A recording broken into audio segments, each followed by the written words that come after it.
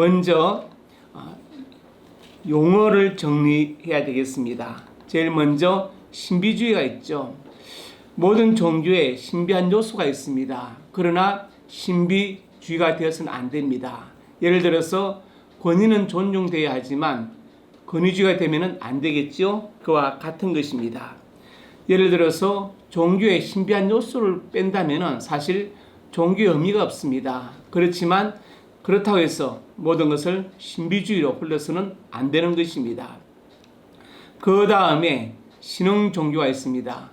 가치 중립적인 용어이지만 발생 시점을 기준으로 해서 새롭게 일어난 종교를 말하지요. 일각에서는 신종교다 이런 표현을 쓰기도 합니다. 세 번째로 문제성 종교가 있습니다. 기성 종교로부터 교리상의 차이로 이단성 논란이 있거나 무례한 운영과 포교로 인하여 사회적 무리를 일으키는 종교를 우리가 문제성 종교다 이렇게 말합니다. 그 다음에 사이비 종교가 있습니다.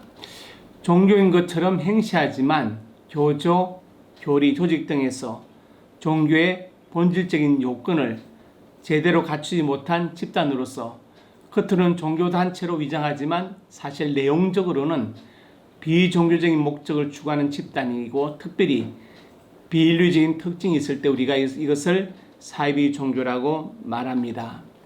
다음으로 이제 이단이 있습니다. 이단은 한자로 다를 이자에 끝단자를 쓰는데 정통신앙에 반대되는 신앙을 말합니다. 이단은 끝이 다르다는 것이죠. 과정적인 면에서 본다면 성경을 말하면서도 예수님의 결론이 아니고 그리스도의 권위 부족한 것처럼 말하면서 교주를 내세웁니다.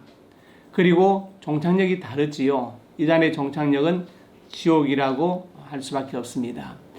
고 탕명한 소장님은 신약 성경에서 이단 용어 사용의 예를 다음과 같이 들었습니다.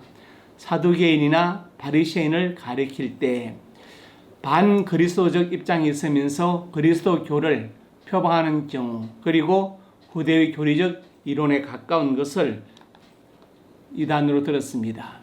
그럼 세 번째로 이단을 어떻게 분별할 것인가를 살펴보겠습니다.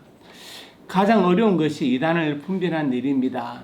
그래서 이제 정말 신중에 신중을 기해야 합니다.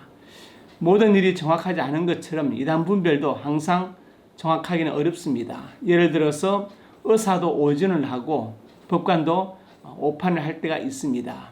사람이기 때문이죠. 그런다 오진을 두려워해서 내가 진찰 안 하겠다. 그런 의사도 문제이고 오진의 위험성이 있다고 병원을 안 가겠다는 사람도 더 위험하지 않습니까? 마찬가지로 오판을 두려워해서 판결 안 하겠다는 법관도 문제이고 오판의 가능성 때문에 모든 판결을 믿을 수 없다. 바로 그 사람도 문제일 것입니다.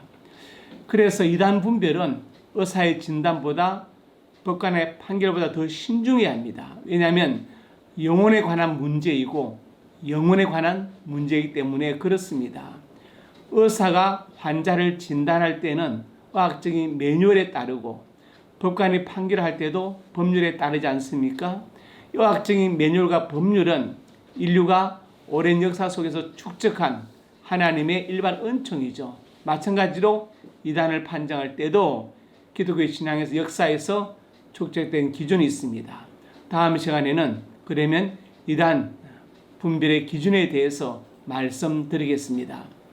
감사합니다.